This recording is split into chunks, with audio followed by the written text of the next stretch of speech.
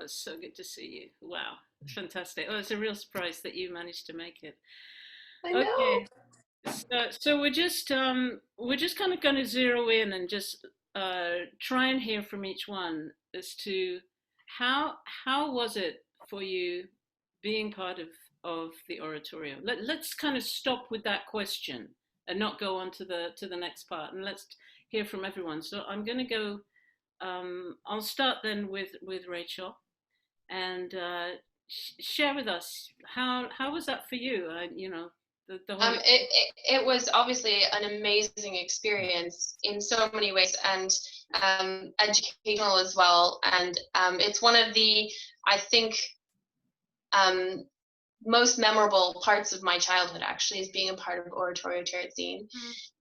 It was, we got to learn not only about the Holocaust and how awful that was, but the fact that we got to sing the poetry written by the children was also very moving, I thought. And as a child, getting to participate in this great work with full orchestra, and a work that actually moved so many people, with history behind it, and there's scripture in it as well. It was a completely I think well-rounded, amazing experience. You've got the music, you've got the history, you've got everything, and then also everyone that I met through doing it, all of you, all of us are still friends on Facebook and everything. And yeah, it was a huge part of my childhood, I think, even though it was actually, I think when we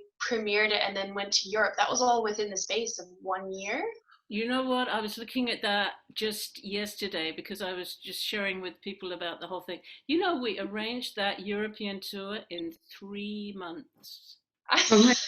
It's ridiculous. Like now, here I am arranging Ezekiel in for Israel, and people say no, you need to allow a whole year to arrange a tour like that.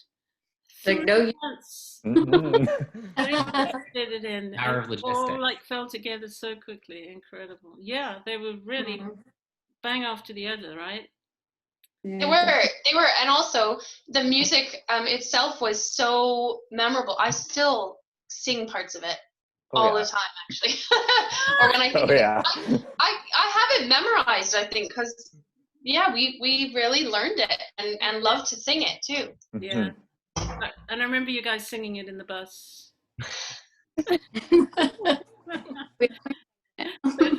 Mark, I remember. I'm just going to go to Mark for a minute. I remember you saying something like in the bus. You said, "When I grow up, can I sing God?" Or no, you didn't say, "Can I sing God?" You said, "Can I be God?" Be God. Be God.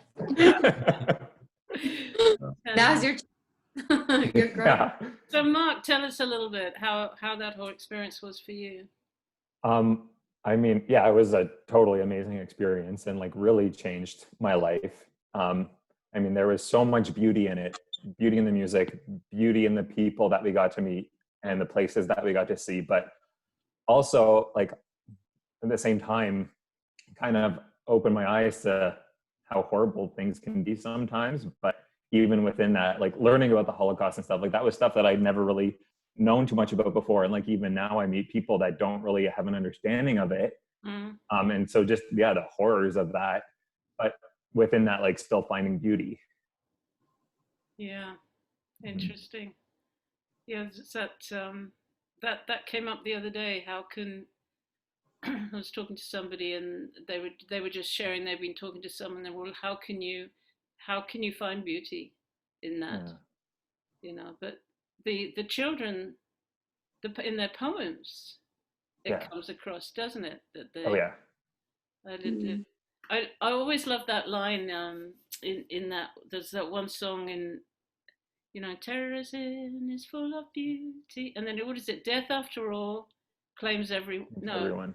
Claims everyone. You see it everywhere. It catches up with even those who wear their noses in the air. Yeah, and even the like a little hint of humor there. I found that really, really, really amazing. Rosemary, tell us a little bit how that was for you, like coming to camp and doing the concerts. And did you do New York? I did. You did. Yeah. So just tell us a little bit about your whole experience with all of that. So Oratorio was completely life-changing. It was, I joined, I think, in grade 7, and then Carnegie Hall, New York was grade 12. So it was just this educational experience that was so deep and so unlike anything that I'd ever experienced before. Being, born in Canada in the 90s, it was exposed me to this cruelty that I had never known before. Yeah. And it was very eye-opening and sad, but also, to Mark's point and what we were just saying, how people were still creating art, right? And making beauty even throughout this completely tragic event. Yeah, that's really true. Really true. Awesome. Anybody else want to sort of jump in on that one? I Go have. ahead, Kaili. It's good to see you. I was just going to say, I feel like, memory is so interesting, right? Because it's with us all the time and it fades in and out. And I feel like I have very powerful visual memory and emotional memory of first camp, learning about the Holocaust in a way that in detail and in depth that I don't think any of us would have been exposed to at the ages we were at. I was in grade 7. Me too, Yeah. And then also I have this very powerful visual memory of walking through Terezin on the European tour. And walking through the Jewish cemetery in Prague on the European tour. And those memories come back all the time. And not in like a heavy way, just in the like, this is a reality of the world kind of way. And I think, that was a very powerful, and it's so interesting, right? Many of us have said this now, that it was a short period of time in our childhoods, and yet such a visceral period of time, I think, in my childhood. And singing with you all, the friendships that were built, like Rosemary and I like hung out on FaceTime a couple of months ago, like still strong friendships from that time. And I think that that's just such a gift, and it was truly such a privilege to sing the music, sing those words, sing the poetry of those children, but then also kind of be kids and be growing up together and processing it together as well. Was very transformative, I believe. So yeah. I kind of felt like we learned it, like, I mean, at least for me, I think I was 9 when we first started. Like I turned 10 like that. Yeah, 'cause I think like he and Mikal and a few of us were like the youngest. And so I remember like asking my Daddy, what's a concentration camp? Because I had no idea what anything was. And he said, well, you're going to find out. Like that was just, he didn't really know what to say. Yeah. And so I kind of learned, at least for me, like I learned it all was because of, Oratorio Terezin. Like that was my education, as well as experiencing meeting everyone and doing everything. So I think, when you're talking about it having such a profound impact on our lives, even though it was a short period, like that's to me why, like it was such a wonderful thing, an educational thing and sad thing. And at that age too, to learn about all of that, you're just like overcome with, I don't know, I just remember being in Terezin and, just being shocked that this kind of stuff would happen in the world. I think we were like 10 years old, like learning about it. So it was so interesting to be the voice of those children too. Like definitely take that with us, meeting all the survivors, like that really made an impact to me as well. That's what I was just going to ask. Do any of you have a particular memory of meeting, for instance, somebody like George Brady? Yeah, for sure. Anyone want to share about that? I mean, I remember him showing us his room in Terezin and being shocked. Like this. Yeah. Jakie, do you remember when we bumped into him in the old city in Prague? Absolutely. Yeah, share a little bit about that. About just your experience in general, but about Yeah. maybe especially. Well, I think it was this. It was sort of this profound, and I think all of us would say the same. But it was, maybe we, and certainly in my case, maybe I'd learned about it a little bit in school, and we had a little bit of exposure here and there, and then it all became very real with someone like George Brady, because we hear these stories and you hear it, but when there's like a real person that you can bring their relationship to and see that, and you sort of, not to dramatize, but, you sort of, when someone speaks about it who lived it, and, you sort of see the pain in their eyes, and then you can, as children, it was, well, what do we do with that? And I feel like this whole oratorio experience gave us this, as very young children, but this like sense of responsibility, and we had this duty, and, we were doing it through music, but we were going to go out and share this story, but in a new way through music, and we were really going to change the opinions, or at least educate the world, but through the power of song, which was this, like, we speak of this transformative experience. What greater moment than for kids to have like such a level of at least I felt like a huge sense of responsibility and activism, but through music, which is really a beautiful message as well about finding the beauty in the darkest of things. Right. Does anyone have another memory? Cassandra, yes. I was just going to speak to Jakie, because I remember our performance in Austria. I remember the dates lined up a lot with history. Yes. And I remember, I'm sorry, Jakie, but I remember every time you cried.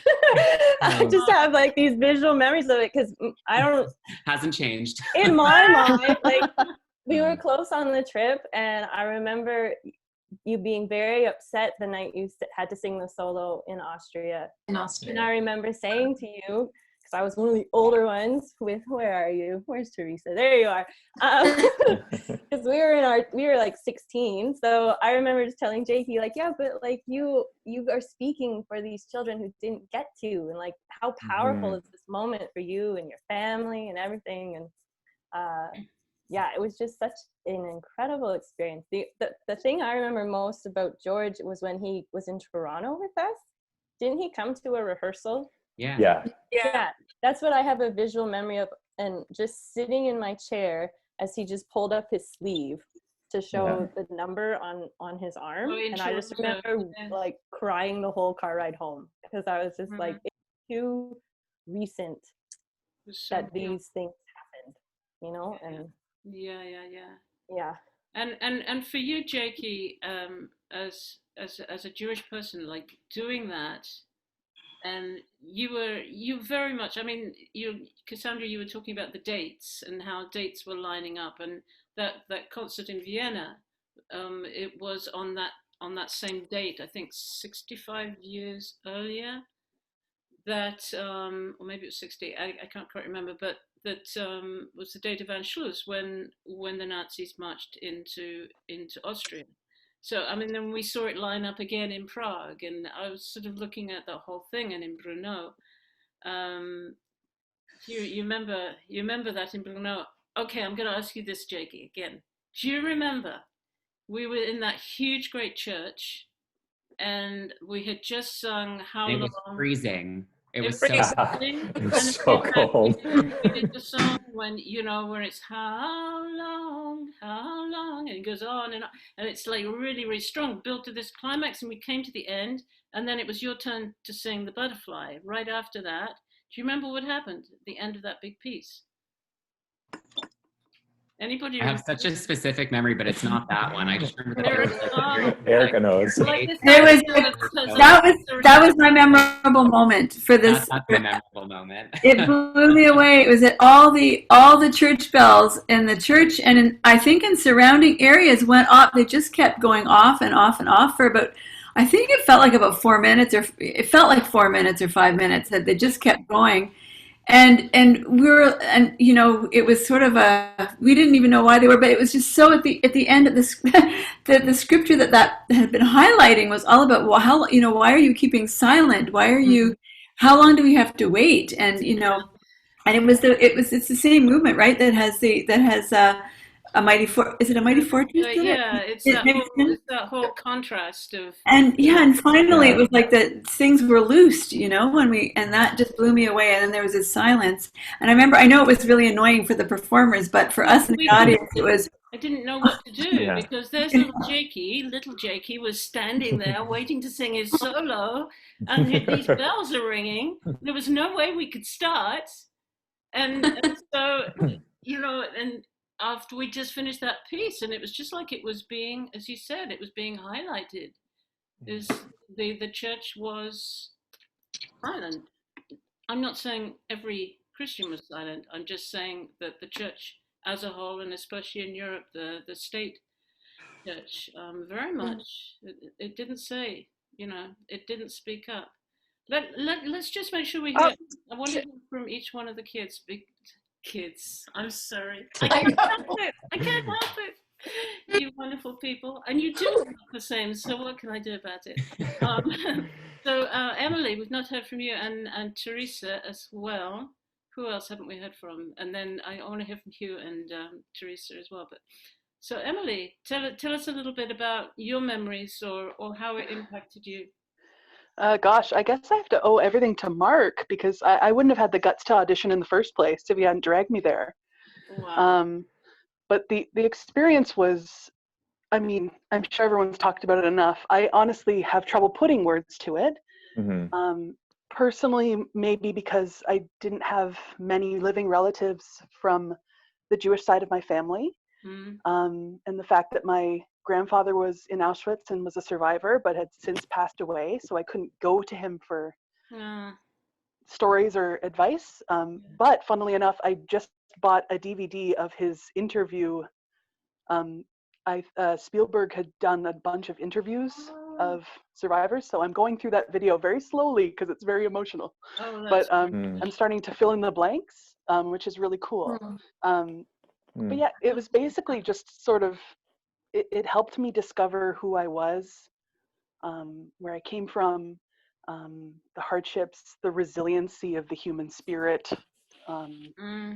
Like Jakie was saying, like exactly, it was like activism through music, and how universal it was because it was that art form, that so many humans were touched by it as a piece of art was extraordinary. I still find excuses to tell people about it and find excuses to get copies of a CD to someone. It's just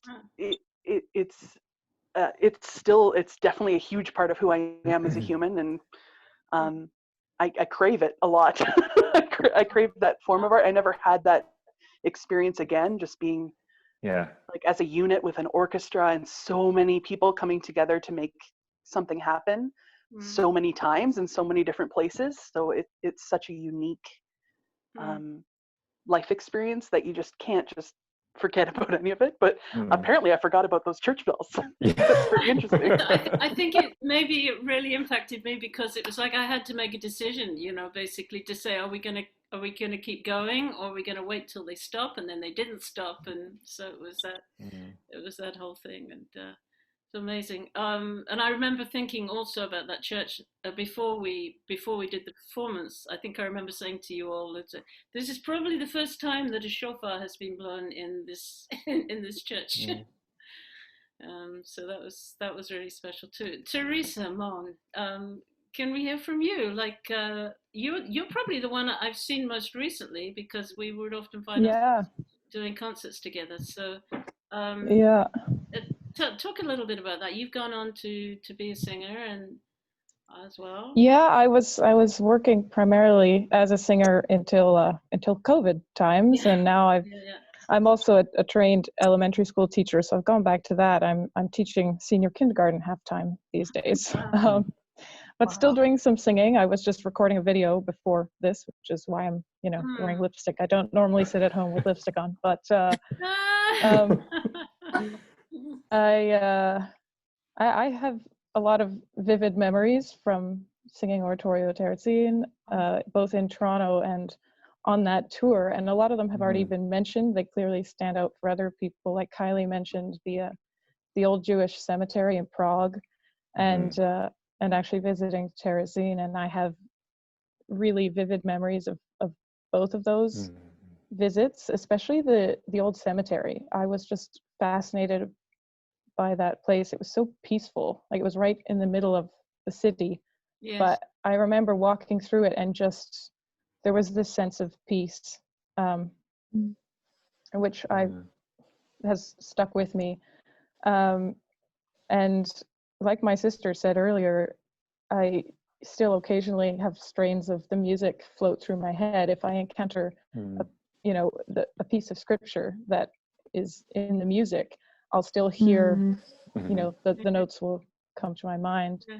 But yeah, it was as you said, I'm a singer. I do lots of performances, but nothing has been as powerful as that work. I remember when we performed it in Bratislava, the audience leaping to their feet at the end and just staying on their feet for, I think it was 10 minutes, applauding.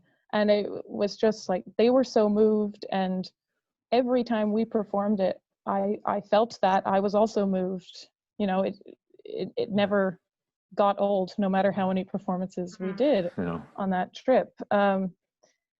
And the other thing was the connections we made. Obviously, we've all gone our separate ways and we all live different places. Like, even my sister, she lives across the ocean. I don't get to see her very much, but that trip, especially the European trip, I felt bonded us all so closely.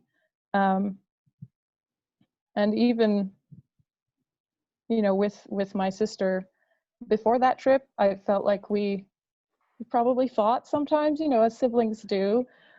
And afterwards, there was no one else in my day-to-day life who understood how powerful that journey had been. And every time I tried to tell someone about it, I felt my words were falling short. So, I don't know how Rachel feels about it. I don't think we've ever spoken about it, but I felt distinctly that we were closer afterwards as sisters because we had shared this experience that no one else could understand, except for you guys, of course, but we weren't seeing you every day after that. And we were even billeted together, Rachel and I, with one of the families of the Bratislava boys, as we were all billeted with them. And I think making the connections with that other choir, that was also special. I remember some of them came to Toronto, and then we saw them again in Europe. And then those same ones came to Israel. The same ones that says the Slovak taught us. No lie. I speak it perfectly still. And Slovakian people. Say that again. I missed what you said right at the beginning. The Slovak they taught us during rehearsals, while we were with. Did they teach you stuff? Yeah. Oh, and I always impress Slovakian people. Yeah. Do you remember? I'm trying to. There were two boys that sort of stood out for me because I guess they were with us quite a lot. With one was Mario. You remember Mario and Jakub? Remember Jakub? And, I saw them a few years later, and they were sort of 16 something, 17 or something like that, and I was recording again in Bratislava, and so we actually went out for dinner, and it was just so lovely to see them again. Again, you're right, this connection, the Slovak connection is really strong, and still for me, I'm sort of very much in touch with them for doing different things. Huw, I'd love to hear from Huw and Teresa, the voice of God and the voice of suffering, which were often very uniquely linked in the music. Just share a little bit about that, and then I do want to make sure that we get an opportunity to share each one about how has this maybe affected how you see things now, because how we experience things as children, and then how we process those things afterwards. What's the outcome of it all, other than a good memory? So, Huw, do you want to? Well, I'm just wondering whether now that you've grown up, Huw. Sorry. Now that you've grown up. I have grown up. I've grown whiter. I've grown decidedly whiter. It's very impressive. Oh, thank you very much. Well, firstly, I mean, it's absolutely lovely to see everybody here tonight, and to listen to what you've had to say. And there's a common theme here that I think all of us that were involved with Terezin, whether we were young people, children, or children at heart. You know, I think I was in my 30s, and I was still a big kid, really. But it was life changing, and I think it was one of the most profound things that I've ever done. And I spent my life in music, and I was with an agent in Europe, and I traveled a lot through Europe singing in the cathedrals, and I'd sung a lot of concert repertoire with a lot of orchestras and in a lot of lovely venues. But Terezin was different. And nothing I've ever experienced before has come close to Terezin. I think it was an absolutely brilliant piece of writing, Ruth. And I know the Holy Spirit led you, but the complexity of the music. I remember saying, I think to you at the end, this piece will stand alone amongst the repertoire that's been out there for 100, 200 years. It is absolutely right up there. But that aside, it was the impact that it had on us as performers, but also on the audiences. And that has never, ever left me. Terezin is something that I believe has not yet come into its fullness in terms of its impact. And I remember distinctly feeling that when we were in Jerusalem. Those three performances for me were incredibly special, incredibly challenging. I remember going up into the mountains, and we stayed at a monastery. Do you remember, up in the hills? Oh, yeah, in Jerusalem, yeah, with Sister Catherine. Remember Sister Catherine? Yeah. And I remember getting there and just falling on my knees and praying and just saying, Lord, I really can't do this. I can't sing the role of God in Israel, your nation, your people. I mean, I just can't do it. I remember God saying, no, you can't, but I can through you. Mm-hmm. So for me personally, it was a spiritual journey as well. And the wonderful thing about Terezin was that it gave us permission to touch one of the most horrendous episodes in world history. One of the most dreadful atrocities ever done to mankind. And there we were, thanks to what you had written, Ruth, we were able to tell that story in the safety of theaters and churches. And with the framework of music and that the beauty, it was a strange paradox, but the sheer beauty of what was being portrayed in the midst of such pain and anguish. It's hard to really put it into words, but it's never left me, and I was so grateful to be a part of it. It really was life-changing.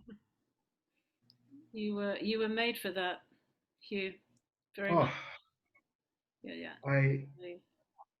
And I can tell you now, there's hardly a week gone by when I don't think about Terezin, when I don't talk to somebody about Terezin.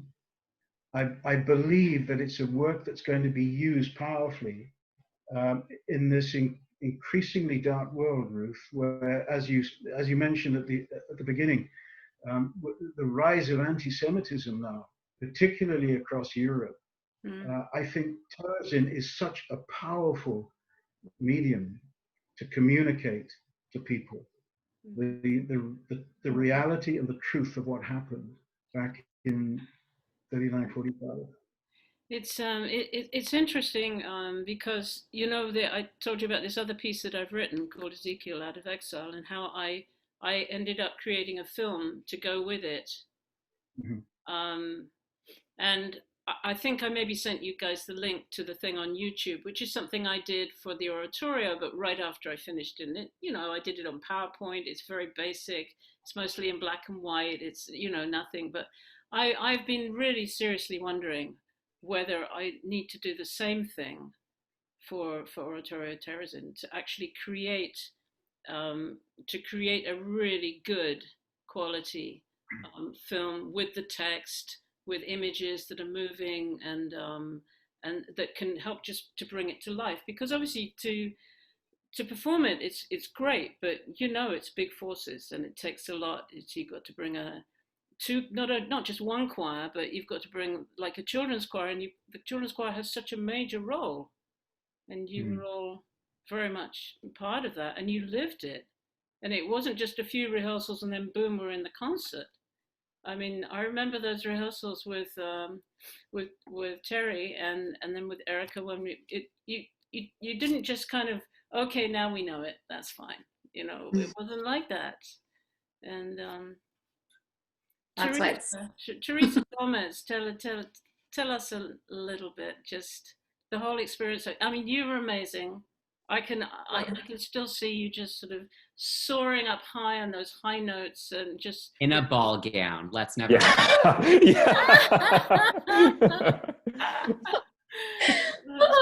Well, I have to. I remember when you called me and we started talking about this work, and I thought, I'm going to be the voice of suffering. What does that mean? I really didn't have a clue. And then, let me tell you. Yeah, I mean, I thought, what this woman must just be so creative. And I thought, the voice of God being a tenor. I thought, how is that going to come together?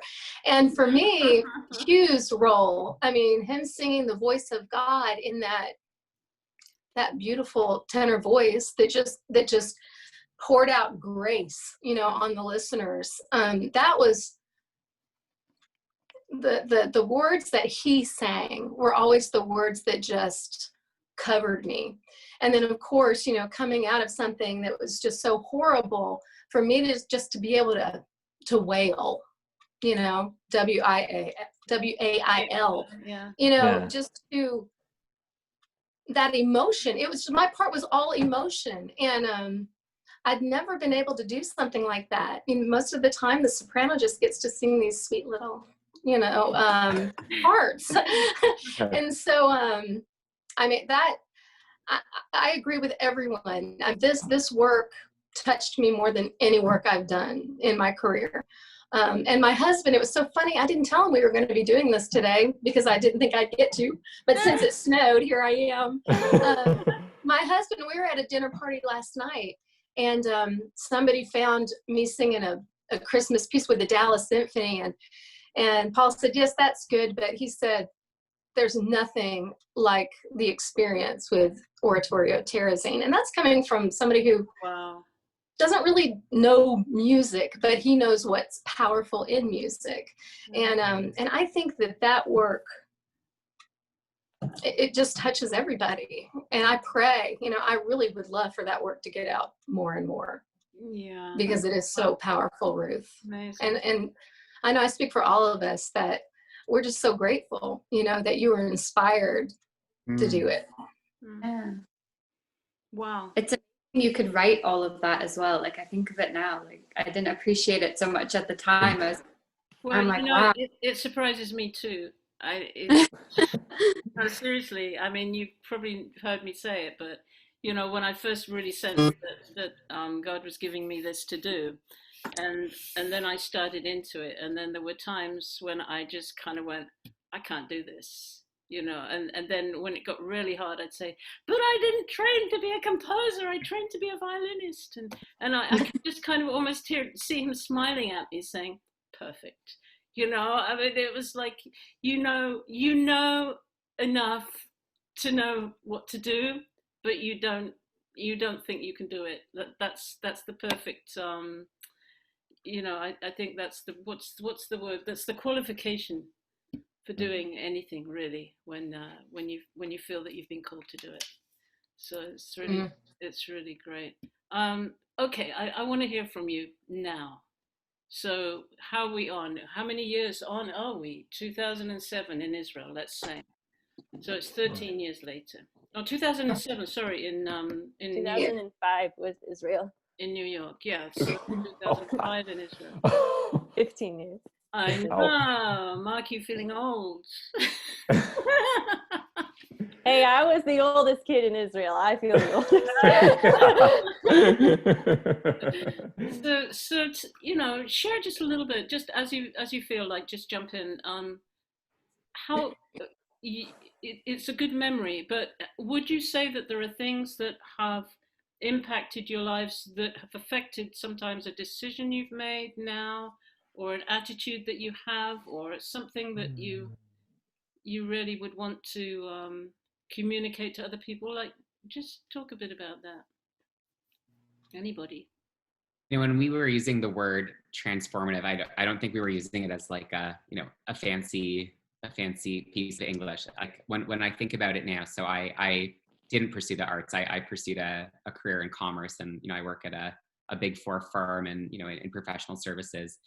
And one might think like, how could that possibly, you know, have an application? But you know, I think about the way that I have this heightened sensitivity for any group that has a, you know, a disadvantage, or has a, you know, not necessarily in, you know, for a minority, but you know, for anyone who is not getting an equal opportunity. And I think about, you know, the stances that I've taken in my professional setting, where, you know, whereby if we see that we don't have equal access to rights, you know, for people that are trans in the workplace, or we look at what's happening now in 2020 with Black Lives Matter, and, you know, making sure that as a corporation, we're embedding that theme of, you know, it's not, never again, it isn't just like a tagline that we say about the Holocaust, but I think that having gone through that experience, that application again is so embedded and so ingrained in, I think, in all of us, that responsibility that we had as children, I certainly feel has carried throughout. So taking a stance on things that we see that are wrong, and saying,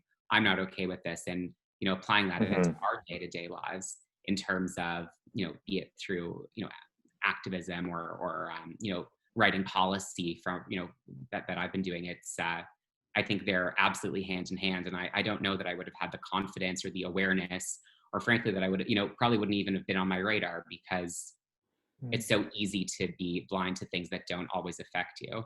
But to have that, you know, heightened sensitivity and awareness as a result of the experience we had, I think has, you know, it's not just impacted us personally, but, you know, we've been able to do really, you know, I think it's driven many people to do amazing things that they might not have done before. And that's certainly how I've been, you know, influenced and impacted, without a doubt. Jakie, do you think, I mean, do you realize that you were an activist every time you got up onto that stage and you sang The Butterfly? I certainly didn't have an appreciation for it at the time, but on reflection, and I think about, you know, certain decisions that I make now, and, you know, things that I could stand up for, that, you know, or things that I, you know, was considering whether or not I should stand up for. I think it's going back to that same confidence of being a, you know, small, overconfident child at you know, the front of a stage, and taking that same energy and applying that to what I do in my current day-to-day life. I think it's, you know, I definitely didn't have the appreciation then, but it is absolutely a reference point that I use to sort of ground myself in 2020, which is a wild thing to think about, you know, such a incredibly, and I go back to the word transformative, but truly a transformative thing, you know, as part of our, you know, our whole being that we are now as somewhat, I was about to say as adults, but I certainly don't feel like one, but as adults now. I agree with Jakie. I always feel like it really opened, sorry, my dog. It really wants to get involved. It really opened my mind, and my, like, the world just felt so much bigger. And I always say that it's because of Oratorio Terezin that I actually moved to Europe. It really, like, I think because we went at such a young age too, I don't know, it really like had this lasting impact, and I really got intrigued by the history, and I lived in Berlin for a couple of years, and even just being there after everything we learned, like living there really had a crazy emotional roller coaster. Like my last flat I lived in, there were tracks still from one of the old bombed train stations that took people to the concentration camps, and I could see it from my window. Wow. And yeah, I don't know, like it was just something, I think just in life, you carry it with you, everything you learned and the impact of it, that not just things related to the Holocaust, but like Jakie's saying, anything that's kind of, when you hear about something horrible in the news, or you just have such a different reaction to it, because you think we had such a human experience of hearing individuals' experiences of this horrible thing, whereas usually when you hear about a horrible thing, it's just lumped into one, and it's hard to really understand from like what it would feel like if I was part of it. And I think it's really given me that, like when I hear about something, or but it's just impacted a lot of my life in that way, like I said, just even coming over here, or and sometimes I pinch myself when I remember that we did all of this. Like it just seemed like this kind of surreal experience. Awesome. I'll share if you want. Yeah.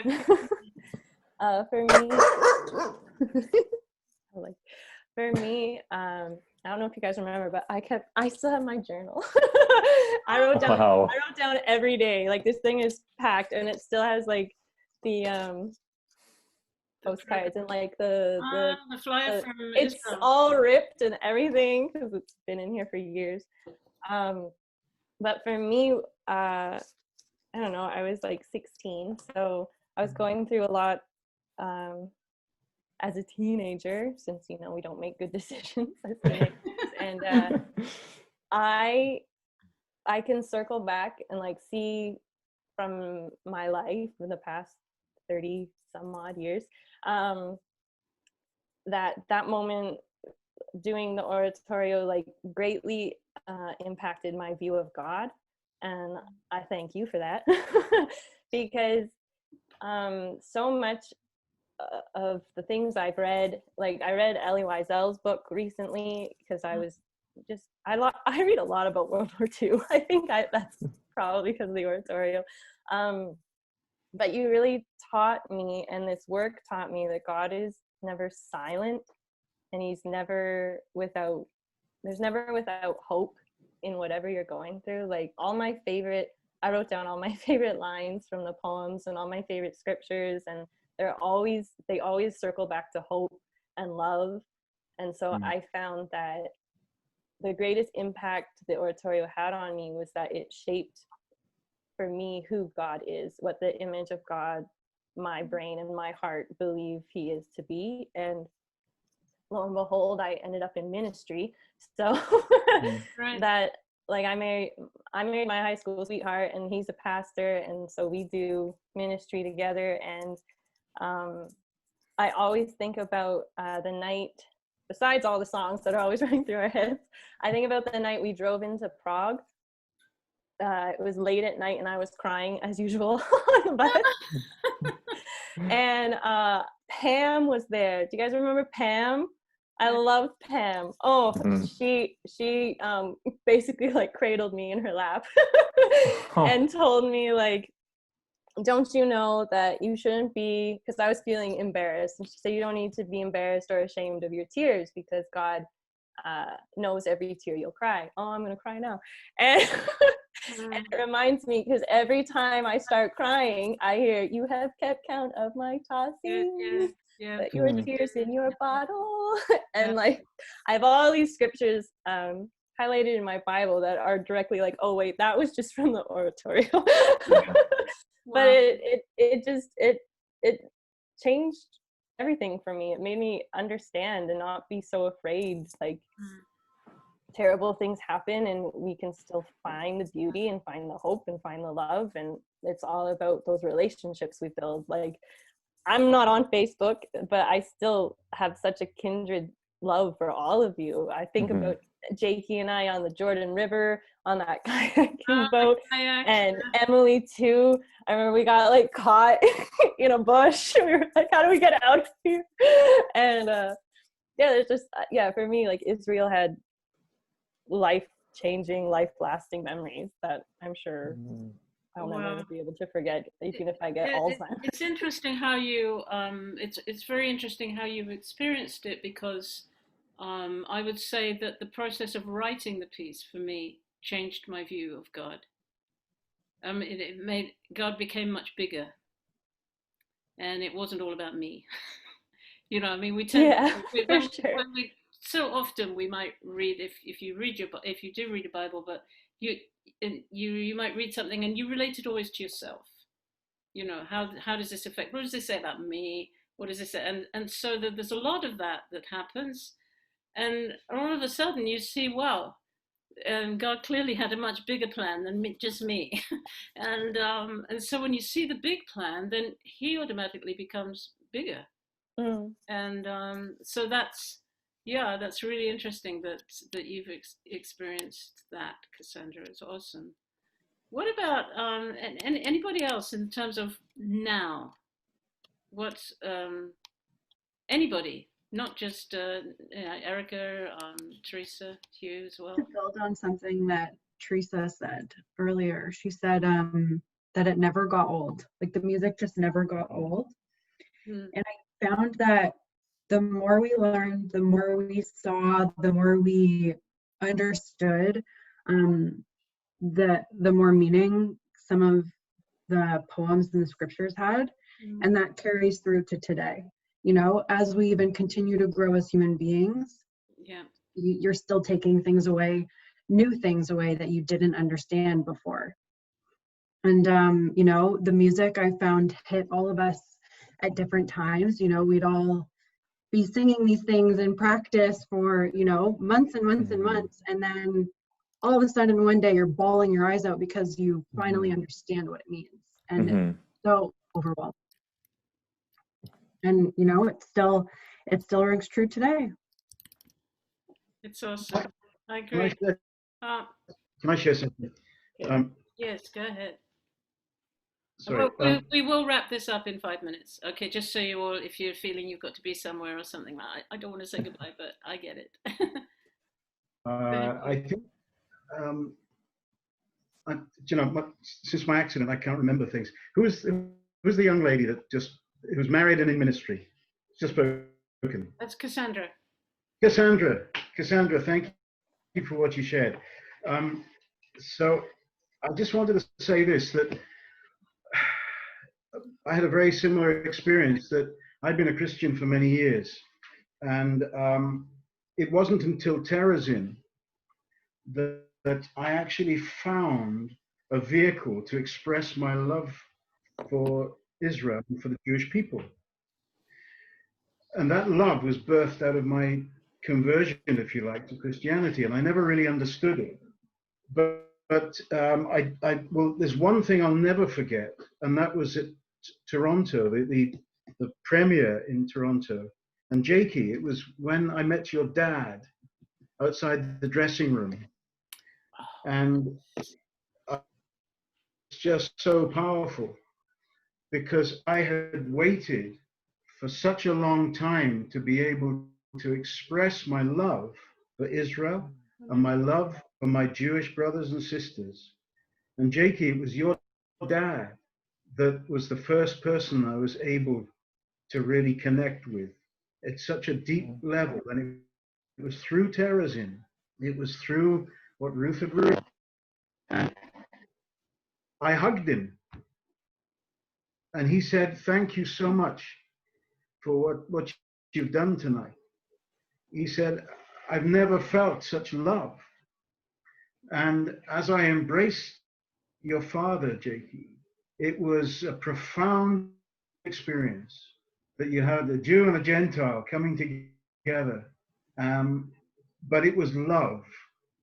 And I think that's the overwhelming message of Terezin. And that's why it's imperative that Terezin goes out into the world again. And I'm really praying into this. I'm really looking at it. And Ruth, this is a conversation for you and I at some other point. But the world needs love. And it was an incredible vehicle that expressed the love of God for his people, his creation, in the midst of such horrors. And it was, in actual fact, it began a journey for me, which has ended up in me being in full-time ministry. I'm actually ordained pastor now. And my church is global, and I'm ministering to professional musicians and singers around the world. That's what God has now called me to, and it's to use our musical gifts to honor Him and to bring glory to Him, but also to communicate to a very needy world the essence of God's love. And Ruth, you made it all possible by what you wrote. Wow. And what I love is what you said earlier, that you didn't really know what you were doing. You weren't trained for it.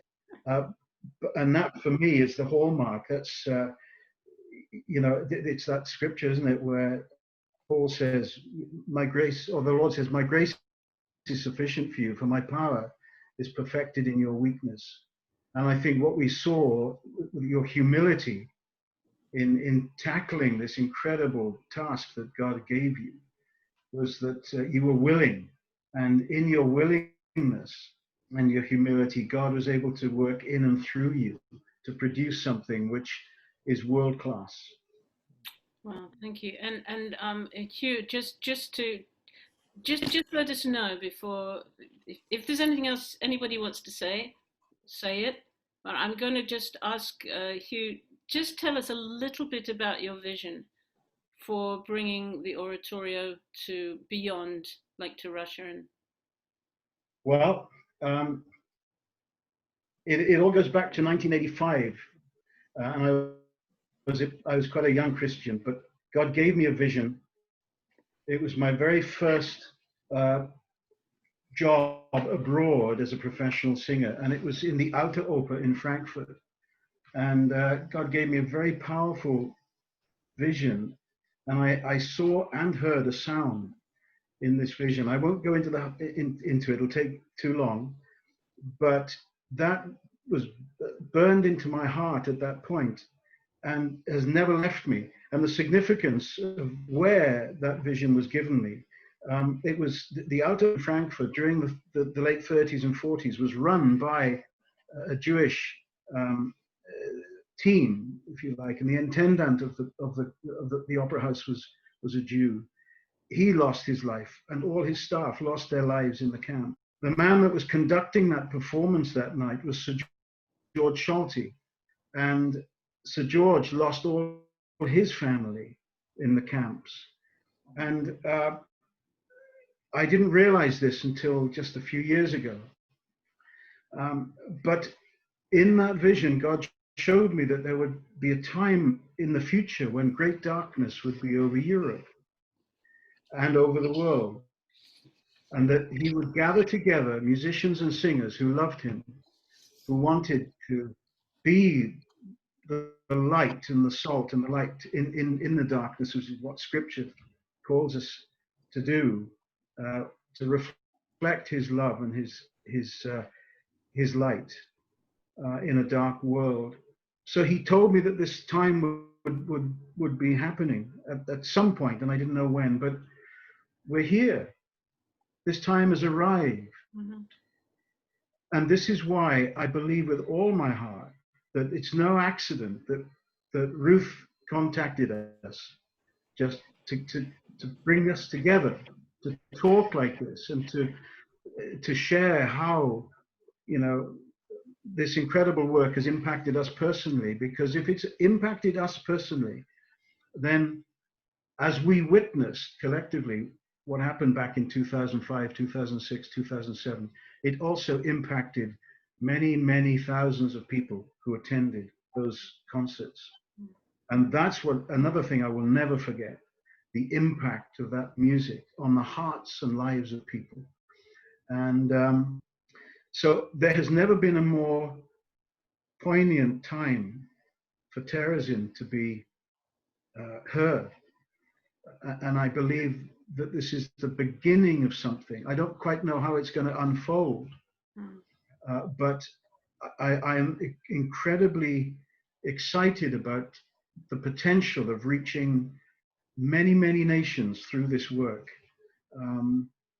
So yeah, it's that in a nutshell is the vision that God gave me.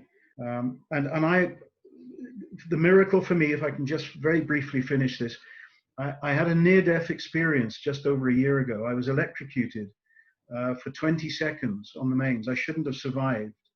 And for 9 months, I could hardly move. It damaged all the nerve endings in my heart and in my lungs. I couldn't speak. I couldn't breathe. And I was on sick bed.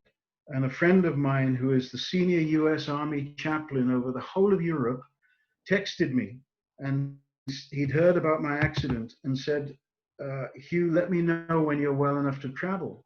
And he didn't know the extent of my injuries, so I just texted him back and said, you know, what is in your thinking? And he said, Berlin this coming weekend. And I thought to myself, there's no way. And then God spoke to me and he said, I want you to go. And he reminded me of all the times that it was impossible for me to sing. And one of the most challenging times was Terezin. And I had to rely on him. I remember Ruth was still rewriting my part on the, I think, third or fourth performance. It was so fresh in your mind, Ruth, wasn't it? Yeah. But anyway, a miracle. God took me to Berlin. People helped me get there. I couldn't speak, I couldn't sing, and yet on the way into Berlin, I discovered that, well, the invitation was to sing at the fall of the Berlin Wall, the 30th anniversary of the fall of the Berlin Wall, and my friend had been asked to preach, and he could hear that I wasn't able to sing, but he said, God has said, you must be there. So again, a lot of things happened, but what I will share with you is that on the train from Berlin airport into the city to my hotel, I opened an app that I downloaded just 2 days before, and it was a tourist app of the city of Berlin. And there was a history section, and I just felt led to open that history section. And I realized that the very next day, which was the 30th anniversary of the fall of the Berlin Wall, was actually the 81st anniversary of Kristallnacht, which was the night when all the hatred towards the Jewish people was focused right across Germany and Austria by the Nazis. And God just whispered to me, Huw, you're here for my people. And miraculously that weekend, God enabled me to sing. I couldn't speak. It was supernatural. And because of that, doors have now opened to me right across Germany to reach the Jewish diaspora of Germany. And I've been connected with Messianic rabbis, and I've told each one of them about Terezin. And they are just saying to me, please, can you bring this work to Germany?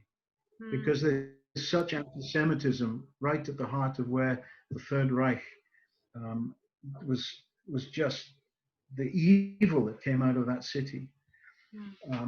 So again, I think the timing of this is very, very significant. Wow. So I think that's all I have to say. I hope that gives some insight, Ruth. Gosh, do we really have to say goodbye? Is Emma's lung, you wanting to say something, Emma? I can see it. Oh, no, I'm just so happy. Good to see everybody. Look, we'll stay in touch, and you know, I really, you are in my heart. I mean, all of you. It's not like, it feels like just yesterday, really. It really does. And I mean, I know so much has happened in all of our lives since then, but it really is. There's something just so special about this connecting again. And so just please be praying, be thinking, or you know, and that everything that is supposed to happen in the coming weeks and months and year will happen. And I'll send you a link to Ezekiel. I know I know it won't, obviously it's not going to connect with your hearts in the same way as listening to the oratorio again, because you don't know the piece. Something. I think, say that again. Oh, sorry, I missed, somebody said something. Someone said yeah, so anyway, I will send you a link so you can watch that. It is up on YouTube, but it's just I don't think it's public on YouTube. So I'll send you the link to that. And if there's anything else you want to talk about, like, just drop me a line. And we've got the app now, so that's the place. Just do it that way. It's better that way than the Facebook. Facebook's awkward because, you know, sometimes I don't have notifications, so I don't see things when they come in. I have to go and check it. So WhatsApp is definitely my favorite way of connecting with people. And you are all awesome. Wow, just fantastic to see you again. And I know, this is nice. Yeah. It's wonderful. So nice to see everyone. Yeah. So let's stay in touch. Just send little notes and messages there on the WhatsApp group, and then we can all be part of that. So, I'd just like to say that it's very funny to hear Jakie say 2020 because his number in Europe was 20, and he'd always shout, I forgot that. Wow, so many little memories here. Gosh, fantastic. Okay. I love how the boys' voices have dropped as well. Definitely got puberty now. I feel like my voice dropped too. I think you might have, Kaili. Even as a kid, the oratorio was a little high for me. Oh yeah. You always had a nice, like, low voice, I feel. Well, as a contralto, I didn't know until the end of my like classical singing life. But yeah, it's just funny. Oh my gosh. Yeah, this has been so nice to see everyone. Really, like I feel like it's like a surge of affection and memories. All right. Just a quick question, and be totally honest with me. Would you be okay if I share this video with people? Of course. Yes, you're fine with it? Yeah. I mean, if any of you are sort of don't want to be seen on camera or whatever, then you just need to tell me. I won't be offended. Just throw on a quick filter and then it's perfect. I really feel that people would be just so touched to hear from you all and to just hear of your experiences, and because it's something very special. Yes. Ruth, can I just ask a question? WhatsApp. How do we join this? I'll put you on the we'll talk about it here. Because I'm a bit of a technophobe, but it's a miracle. I'll tell you how to do it. We're going to talk. Okay, so that's good. Yes. That'd be good. Thank you. Betty, I think you wanted to say something. Yeah, I did. It was back when you were asking Jakie about remembering when we met George in Prague, and then Cassandra spoke about Vienna. But one of my strongest memories was when we met George on the street. Jakie just came up to him and burst forth in an excited voice, sharing with him how amazing it was for him how amazing it was for him in Vienna to stand on the stage where Hitler and his associates would have probably sat in the front row and listened to concerts as Jews were being taken to concentration camps, and that it was amazing for him as a young boy to stand there now and sing a song of a poem from somebody who'd been in Terezin. And I don't remember the exact word Jakie used. I don't think he used redeemed, but he said it was like taking back ground. Yeah. And it was so powerful. It just burst out of you, Jakie. And George didn't know what to say. He just kind of stood there with tears in his eyes, and he sort of patted your cheek. And but it was just an amazing moment. And your understanding, even though you might have not known you understood how significant what you said was about standing there as a modern day Jewish kid and taking back, I put the word redeeming something, because it obviously is not totally redeemed, but you knew there was something significant you had done by just singing. Wow. Awesome. Wow. Awesome. Awesome. Survivors left now. So that, pardon? Like there mustn't be many survivors left. No, George died, I think, last year or 2 years ago. But definitely I'm in touch. I have some good friends still here in Toronto and also in Israel. The Edna Amit, who did the painting of the little boat and the candle, she died probably about 4 or 5 years ago. But I did see her quite often when I first went out to Israel. So that's awesome. It's really great. Oh, it's hard to say goodbye. Okay, we're going to do it. Okay. All right. Thank you for Take care, everybody. Love you all. Love you. Bye. Take care. Bye. Bye now. Hi. Bye. Bye. Bye.